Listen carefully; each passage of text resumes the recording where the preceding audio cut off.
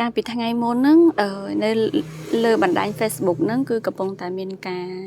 ល្បីតាក់ទងទៅនឹងមានអូនស្រីម្នាក់ហ្នឹងបានចេញមកថាចំពោះគាត់វិញបើសិនជាប្តីរបស់គាត់មានតាក់ទងស្រីនៅខាងក្រៅឬក៏លេងសើចស្រីនៅខាងក្រៅគឺគាត់អត់ខ្វល់ទេគាត់គិតថាឲ្យតែប្តីហ្នឹងគាត់បំពេញតួនាទីបានល្អគេហៅថារលុយមកឲ្យគាត់ចឹងគឺគាត់អត់ខឹងទេដោយសារតាជាការកាត់ stress អបសក់ចឹងណាហើយអញ្ចឹងនៅពេលដែលគាត់ធ្វើអញ្ចឹងសប្បាយឲ្យគាត់ធ្វើចោះហ្នឹងហើយអាហ្នឹងគឺជាមតិរបស់គាត់ប៉ុន្តែបើសិនជាខ្ញុំមើលពីសង្គមយើងគេហៅថាទូទៅហ្មងមិនមែនមានតែខ្ញុំទេស្រីលើលោកហ្មងអត់មានអ្នកណាដែលគេថាបើចិនជាប្រពន្ធពិតអានឹងប្តីកោខ្លាយជាម្ដាយពិតប្រកបហ្មងណាអត់មានអ្នកណាសប្បាយចិត្តទេនៅពេលដែលប្តីបែបហ្នឹងហើយដបងណាអាចនឹងគាត់បំពេញតួនាទីបានល្អតែយូរទៅខ្ញុំគិតថាតួនាទីជាម្ដាយតួនាទីជាឪពុកគាត់នឹងគេថាកាត់ពេលវេលាជាឪពុកជាមួយម្ដាយជាមួយឪពុកនិងកូនហើយសំបីពេលវេលាជាមួយនឹងប្រពន្ធក៏គាត់កាត់បន្ថយដែរកាត់បន្ថយតិចមែនតែនហើយពេលវេលាដែលនៅជួបគ្នាហ្នឹងគឺហើយក៏អត់សូវត្រូវគ្នាដែរដោយសារអីអញនិយាយបានថានេះគឺជា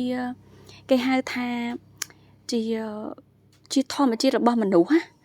មានអារម្មណ៍ថាឆ្អែតចង់និយាយចឹងណាមានអារម្មណ៍ថាវាជាធម្មជាតិរបស់មនុស្សរៀងធុងល្ងន់យល់ទេអញ្ចឹងនៅពេលដែលជួបគ្នាខ្ញុំអត់ជឿថាវាល្អកល្អឿន sweet អីបែបលក្ខណៈថាដូចមនុស្សស្មោះមួយទល់មួយទេហើយក៏ស្របទៅនឹងមតិនឹងមួយផងដែរមានម៉ែក្មេកឬក៏បងថ្លៃប្អូនថ្លៃមួយចំនួនដែលប្រពន្ធណាគ្នាប្រាប់ថាចាប្តីគាត់ណាលួចមានស្រីឬក៏មានតាក់តងគ្នាអីចឹងណាគាត់នឹងចាប់ផ្ដើមថាប្រពន្ធនឹងហៅរឿងប្តីខុសរបៀបហើយប្រពន្ធហ្នឹងចេះតែដើររឿងប្តីគ្មានស្រីមកពីណាទេខ្ញុំចង់ប្រាប់ថាអត់មានអ្នកណាដឹងរឿងហ្នឹងក្រៅពីប្រពន្ធនេះណាប្រពន្ធគឺដឹងជាងអ្នកណាទាំងអស់ដោយសារអីដោយសារប្រពន្ធណាគាត់ចុះគាត់ឲ្យប្តីគាត់រកជប់រឿងអីគាត់មិនដឹងអញ្ចឹងប្តីនៅពេលដែលមានស្រីមិនបាច់ប្រាប់គាត់ទេគ្រាន់តែឆាតជាមួយនឹងស្រីហ្នឹងគឺគាត់ចាប់ផ្ដើមដឹងហ្មងគេហៅថាដូចមានញៀនទី6អញ្ចឹងណាចង់និយាយចឹងដោយសារអីគឺទី1ទង្វើអារម្មណ៍ពាក្យសម្ដីដែលគាត់និយាយមកគឺចង់និយាយថា